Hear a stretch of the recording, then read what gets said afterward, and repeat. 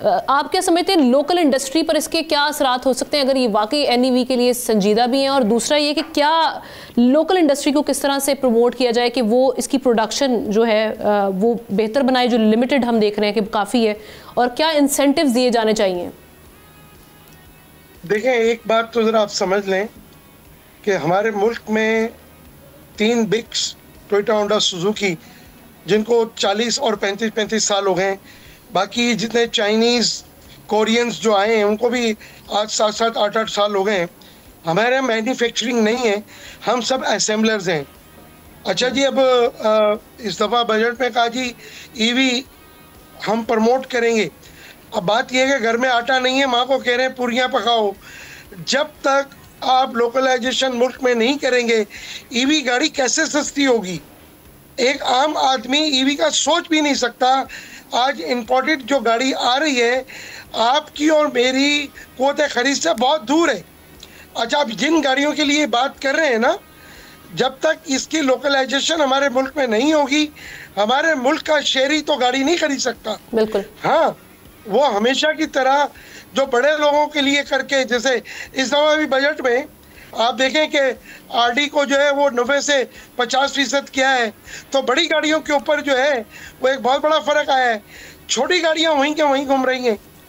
अच्छा, मैं आपको यहाँ जो मेरे 2 साथी बैठे हैं उनकी भी थोड़ी सी मालूमात में इजाफा कर दूँ कि मैं पहले दिन से कह रहा हूँ कि गाड़ियाँ जब तक सस्ती नहीं होंगी, इम्पोर्टेड भी, जब तक आप तमाम चीज़ों को, आप जिस तरह आपने कहा जी कि हम आइंदा 4 साल में आरडी ख़त्म कर देंगे और 5 साल में हम ड्यूटीज़ जो हैं, कस्टम ड्यूटीज़, उसको आस्ता आस्ता ख़त्म करके 15% पर ले आएंगे।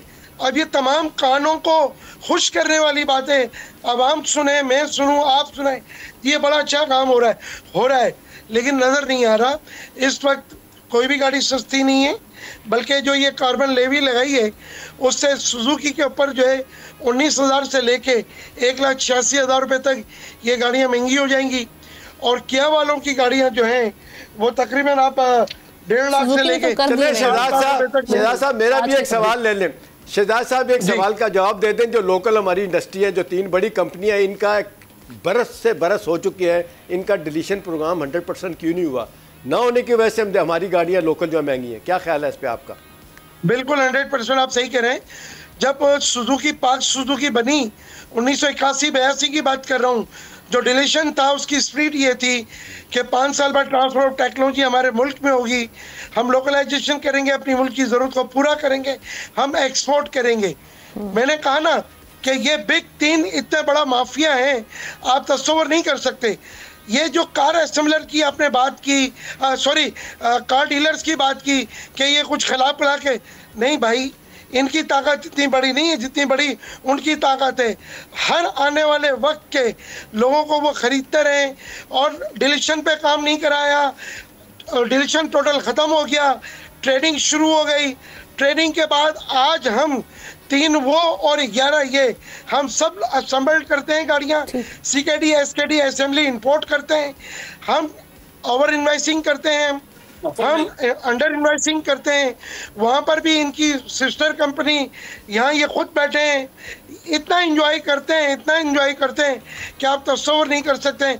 मैं मिसाल दे सकता हूँ कि ये तमाम लोग पहले गाड़ियों की बुकिंग करके पैसा लेते हैं अवाम से, फिर CKD SKD असेंबली इंपोर्ट करते हैं, अवाम को टाइम देते हैं 6 से 8 महीने का, ये पैसा बैंक के अंदर रख के इसका भी इंटरेस्ट खा के एंजॉय करते हैं। तो हमारे मुल्क में देखें, अव्वल तो इंडस्ट्री नहीं है, ये असेंबलर्स है।